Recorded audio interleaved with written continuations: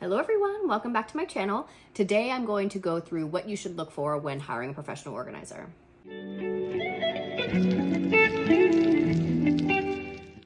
So hiring a professional organizer should not be just going to Google, typing in professional organizer and picking the first person that comes up. This is definitely something that you want to do your research on and treat more like finding a therapist because again, we do very personal work. We're coming into your home, we're going through your pantry, your clothes, whatever. So you want to make sure that you do your vetting. And the first thing I think it's important to figure out for yourself is, why are you hiring someone? Are you hiring them to come in and beautify your pantry, to make a functional space for you in your garage, to customize and install a closet for you, to work through rounds of decluttering with you? Your house is overwhelming and you want someone to come in and just be a coach for you to go through go through all your stuff.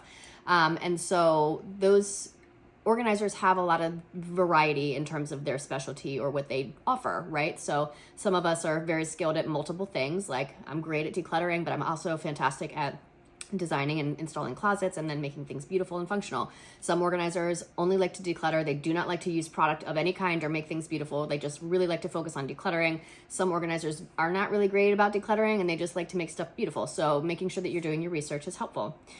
So if you want someone to come in and organize and make things beautiful in your pantry or your garage or your basement, wherever, you're going to want to look at their portfolio to see what they've done before, right? To get a feel for their aesthetic. Do they have an ability to be diverse in their aesthetic?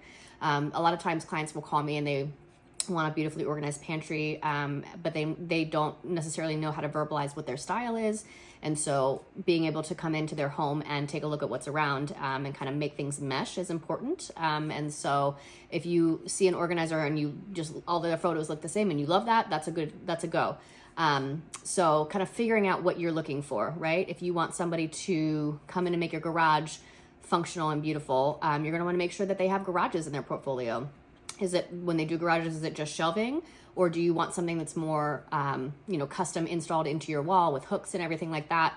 That's a different specialty. That's that's somebody who needs to have done that before, who also can contract. Most of us are not handymen. So having a handyman on call to come and install that stuff, those are things that you're going to want to make sure you vet, right? If you want your garage organized and you want, a flow wall, which is a system I love, installed into your garage, you're going to want to make sure that the organizer that you hire has done that before, right? If you Google somebody and they just have pictures of shelving in garages, that likely means that they've never worked with a product that's mounted on the wall.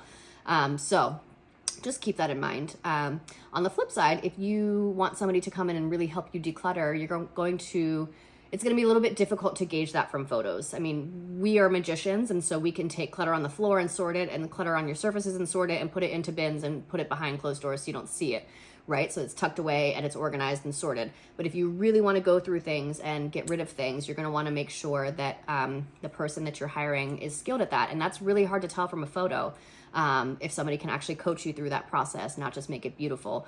And so you're going to want to look for keywords and how they describe themselves on social media and on websites, to use words like empathetic, patient, somebody who has a mental health background.